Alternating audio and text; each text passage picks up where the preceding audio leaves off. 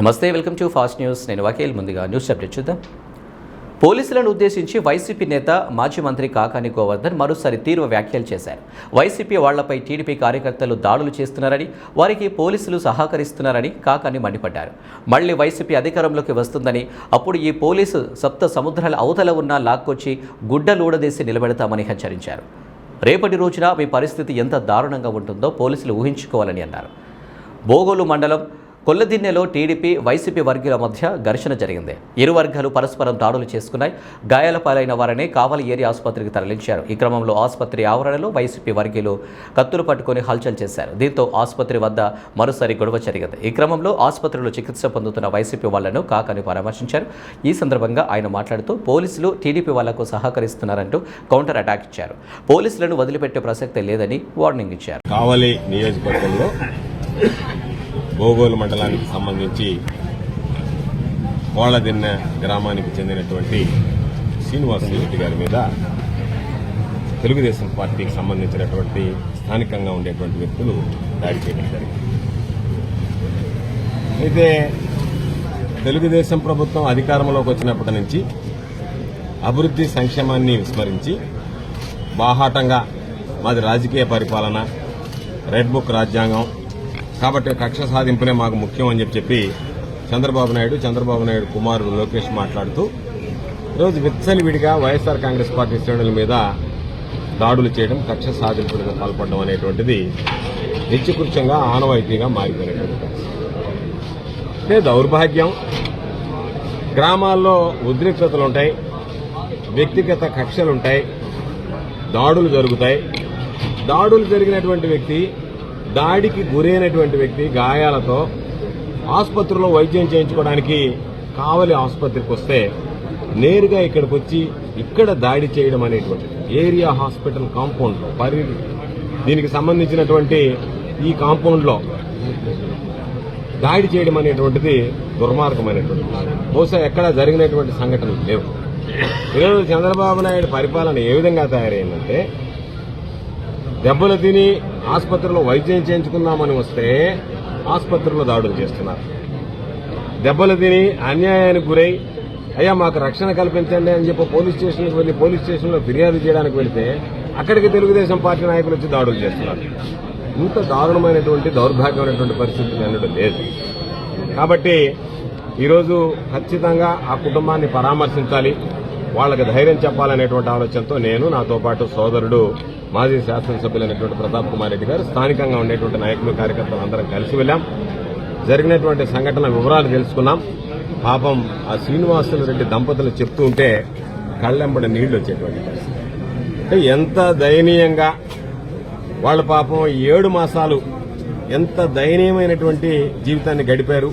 వాళ్ళ మీద కక్ష సాధింపు కోసం ఎన్ని రకాల వాళ్ళని హింసించారనేటువంటిది వర్ణనాతీతం. అంటే అధికారం ఎవ్వరికీ శాశ్వతం కాదు. 2000 పనులు, మీరు చేసేటువంటి కార్యాలు, ఈ రోజు మీరు చేస్తున్నటువంటి ప్రత్యేకించి పోలీసులు చేస్తున్నటువంటి పాపాలు రేపటి మీ పాలిట శాపాలుగా మారబోతున్నాయి. ఈ శాసనసభ్యులు, ఈ పార్లమెంట్ సభ్యులు, ఈ మంత్రులు, ఈ ముఖ్యమంత్రి ఎవ్వరూ మీ దగ్గర కూడా రారు. మిమ్మల్ని కాపాడలేరు, గుర్తుంచుకోండి. ఆ రోజు మీరు, మీ కుటుంబం, మీరు ఉద్యోగాలు కోల్పోయి వీధిన పడితే ఈ రోజు వైఎస్ఆర్ కాంగ్రెస్ పార్టీ శ్రేణులు ఏ విధంగా బాధపడుతున్నాయో అంతకు 10 రెట్లు బాధపడేటువంటి పరిస్థితి ఉంది, గుర్తుంచుకోండి. అత్యధికంగా 151 స్థానాలు సంపాదించింది వైఎస్ఆర్ కాంగ్రెస్ పార్టీ. జగన్మోహన్ రెడ్డి గారు ముఖ్యమంత్రి అయ్యాడు. ఈరోజు తెలుగుదేశం పార్టీకి సంబంధించినటువంటి కూటమికి 164 స్థానాలు ఉండవచ్చు. 7 నెలల్లోనే ప్రజలు ఎందుకు పొరపాటు చేశామా, ఈ కూటమికి ఓటు వేశామా, అన్యాయం పాలయ్యామని చెప్పి ఈరోజు ఆందోళన, ఆవేదన చెందేటువంటి పరిస్థితుల్లో జమిలీ ఎన్నికలు 2027లో వస్తాయా, ఎప్పుడు ఎన్నికలు వచ్చినా సరే మరలా తిరిగి వైఎస్ఆర్ కాంగ్రెస్ పార్టీని అధికారంలోకి తీసుకురావాలా, జగన్మోహన్ రెడ్డి గారిని ముఖ్యమంత్రిని చేయాలనేటువంటి లక్ష్యం ఈరోజు ప్రజల్లో రోజు రోజుకి బలపడేటువంటి పరిస్థితి. ఒక్కటే విషయం చెబుతున్నాం.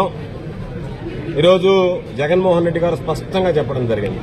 అన్ని రకాల పోలీస్ స్టేషన్కి తీసుకెళ్లడం, పోలీసుల చేత కొట్టించడం, దాడులు చేయడం, రకరకాలుగా హింసించడం, ఆస్తులు లాక్కోవడం, అన్ని రకాలు, ఎన్ని రకాలు చేయకూడదు అన్ని రకాలు జరుగుతున్నాయి. కాబట్టి నేను 2 విషయాలు చెప్పదలుచుకున్నాను. అధికారం ఎవ్వరికీ శాశ్వతం కాదు. అధికార మార్పిడి జరుగుతూ ఉంటుంది. ఈరోజు ధైర్యం ఉంటే ఈ జిల్లాలో కానీ రాష్ట్రంలో కానీ తెలుగుదేశం పార్టీ శ్రేణులు ఎవరైనా సరే పోలీస్ అండదండలు లేకుండా గ్రామాల్లో మీరు ఈ రోజు మనగలగలరా అని చెప్పి ఈ సందర్భంగా అడుగుతున్నాను. మీరు మనుగడ సాధించలేరు.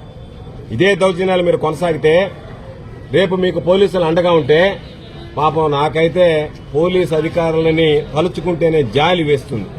ఈ రోజు ఎగిరెగిరి పడుతున్నారే, రేపటి రోజు మీ పరిస్థితి ఎంత దారుణంగా తయారు కాబోతుంది.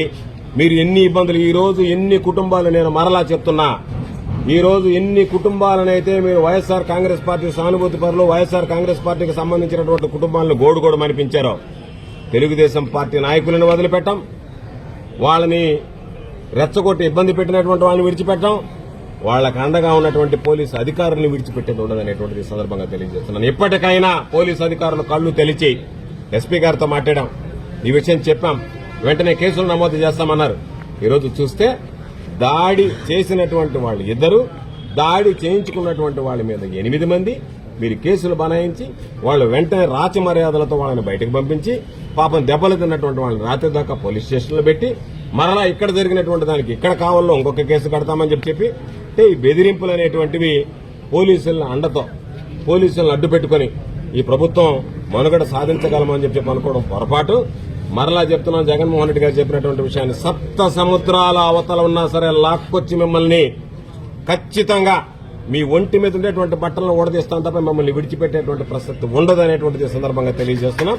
ఖచ్చితంగా మీరు దీనికి భారీ మూల్యం చెల్లించుకోవడానికి సిద్ధంగా ఉండండి. ఎందుకంటే మేమేమి ఆవేశంతో ఆవేదంతో మాట్లాడటం లేదు, ఆలోచన చేసి మాట్లాడుతున్నాం.